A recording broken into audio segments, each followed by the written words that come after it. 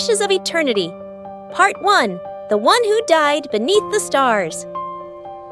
Everything ends beneath the stars. Not with death, not with pain, not with fear. Only silence. I always thought the end would be loud. Screams, fire, collapsing cities. But in the moment when everything ceased, I heard only a whisper. RN, don't forget. My name. The last thing that remained in my memory before the light disappeared. I died, but when my eyes opened again, the sky was still above me, and the stars still burned. Only the world had changed. The air smelled unfamiliar. The earth breathed differently. My hands trembled, as if I had awakened in a body not my own. Young, weak, alien. This isn't my body. I can feel a power sleeping within it, but it's not mine. It rejects me, as though refusing to recognize its master. Where am I? What is this place? The spells I once commanded do not answer. Even the simplest spark of light ignores my will. I, who once ruled storms, cannot light a candle. The world has cut me off from myself. And then I heard a voice, cold, ancient, without breath or flesh. You still live because I allowed it. Who are you? I asked. The one who keeps time. The one who watched you fall. The keeper of time. Then tell me, why am I here? Why does my heart still beat? Because you wanted it to. You called to me as the world collapsed. That's a lie. I didn't call. I asked for only one thing, peace. And you were given life instead. The past isn't over yet. The past. The word struck like pain, faces flaring like embers. Students who swore loyalty, friends who became enemies, and her, Liara, my apprentice, the one who died protecting me. Her eyes were always clear, like the sky after rain. She believed in me more than I did myself. I remember her smile before death. Why do I see her again? Why does this image live in me, like a wound that never heals? I looked around. The world was unfamiliar. The trees towered higher than before. The air was warm and heavy, like the breath of another time. The spells that once commanded the sun are forgotten. The cities I defended have vanished. The world is no longer the one I died for. And yet, something in it calls to me still. I must learn who dared to bring me back. And why. Not out of mercy, but out of calculation. The living are never returned without a price. Every debt demands payment. In the distance I see a city, towers gleaming beneath the sky, bridges crowned with floating crystals. In this world's tongue, it is called Asterion, an academy of magic where the brightest minds gather. If answers exist anywhere, they lie there, among those who study secrets, unaware that the source of those secrets now stands at their gates. I seek no power. I have already seen what it leads to. Now I seek only to know why I live and who dared to touch my fate. Let this world call me a stranger. Let it doubt the legends. Let it believe I am a myth. I will become the shadow that seeks the light. The world has forgotten my name, but I have not forgotten its own. And if the stars once bore witness to my death, let them now witness my return. Today I took the first step in a world that does not yet know that an ancient corpse walks its roads once more. I walked for a long time. How much time had passed? I didn't know. The sun rose and fell without asking who I was or why I had returned. Each step echoed through my body with pain, but pain was familiar. It reminded me that I was alive. And for now, that was enough. The road led downward, toward the city. I had seen its outline from afar.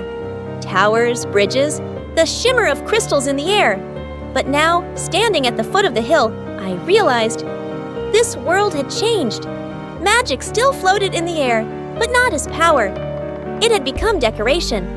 People walked the streets dressed in strange fabrics, wearing mechanical bracelets and glowing stones upon their chests. They laughed, argued, traded. I stopped and watched them as one watches a miracle. 3 centuries had passed since my death, and everything I once built had turned into a toy. Once, crystals were seals of the elements. We locked energy inside them so it would not destroy the world. Now they're sold on every corner. A boy runs past, clutching one that glows with a soft light. Look! It shines! I almost smiled. Yes, it shines, with the remnants of a power you will never command. I walk on. People don't notice me. And that's for the best. They don't sense the depth that breathes beneath the ground. But I do. Magic hasn't died. It sleeps.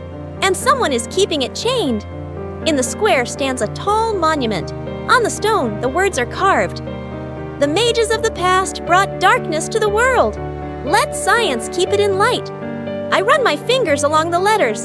So that's how they remember us? The darkness they fear was our shield, and the light they cherish, the ashes we left behind. The bookshop smells of dust and time. I enter, expecting nothing. An old man behind the counter lifts his eyes. What are you looking for, traveler? History. He smiles, toothless and weary. History? The old kind or the true one? The one with at least a drop of truth. He thinks for a moment, then pulls out a book. Here. Legends of the Fall of the Eternal Ones. There's even a story about a mage named Freeze. And what do they say about him? That he betrayed the gods, but in his last moment saved humanity. Though, maybe it was the other way around. Silently, I take the book and turn a page. There, an illustration. My face, young, proud, eyes burning with flame. The old man chuckles. Funny, isn't it? They say he was immortal. I close the book. He died beneath the stars. Then the legends lie, the old man replies, turning away. I step back into the street. The air feels heavier. The city hums like a hive. I feel eyes upon me, not human eyes, but those of time itself, as if space itself recognizes me. On the horizon stands a tower, its peak wrapped in light, the Academy of Asterion. Once, it was a temple. Now it is the home of those who rule knowledge. All who seek truth gather there, and perhaps there I'll find who brought me back. I don't want fame. I don't want power. I only want to know why I was given a second life. In this world, I am a shadow, but a shadow that still has eyes. Once, I was Arn the Eternal. Now, I am no one.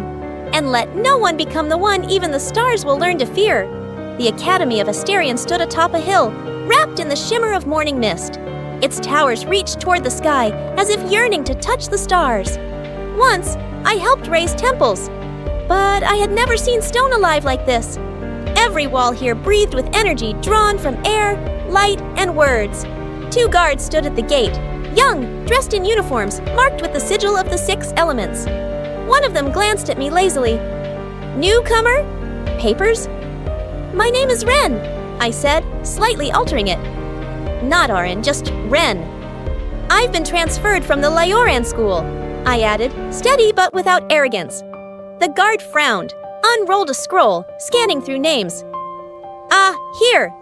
Transfer from Lior, General Elemental Faculty. Go ahead. I nodded. It never even crossed their minds that before them stood a man whose name people once feared to speak aloud. Inside the academy, the air felt different. Hundreds of energy streams intertwined between halls, like invisible threads. I felt them brush against my skin, as if recognizing me. Some resonated, a soft chime, almost a greeting. The world was trying to remember me, but couldn't. In the main hall stood a girl. She was reading from an ancient folio, oblivious to everything around her.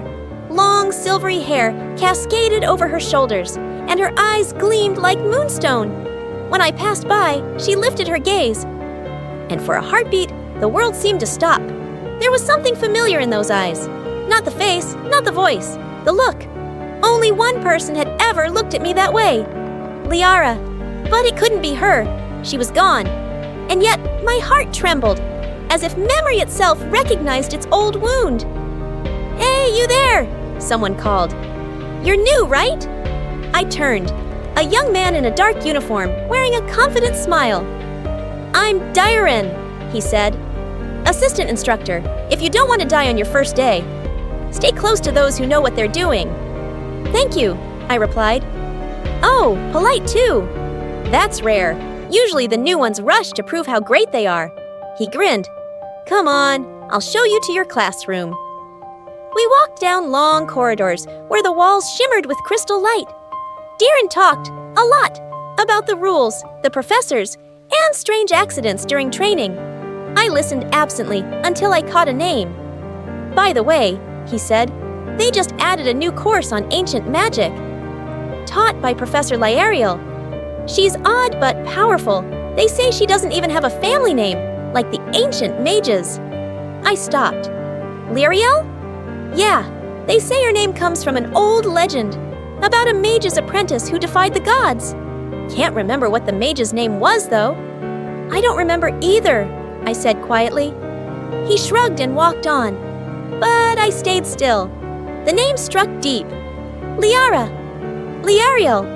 Coincidence? Or the work of time itself? Later, during the lecture, I sat at the very back.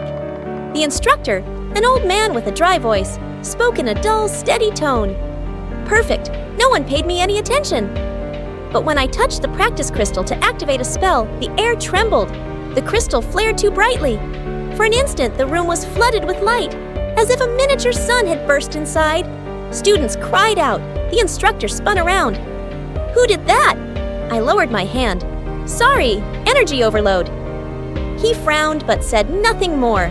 Still, I felt eyes on me, wary, curious. And among them, the girl with silver hair. She didn't look away once. After the lecture, she approached. You're not from Lior, she said calmly. Your aura? It's different. Different? It feels like something I've seen in old chronicles. Like the one who died beneath the stars. My fists clenched. It's just coincidence. Maybe. She smiled faintly. But if it isn't, the world will soon remember the truth. She turned and left, leaving behind the faint scent of lavender and unease. I stood there for a long time, watching her go. The world lives on after me, but the past hasn't let go, and perhaps it too has returned.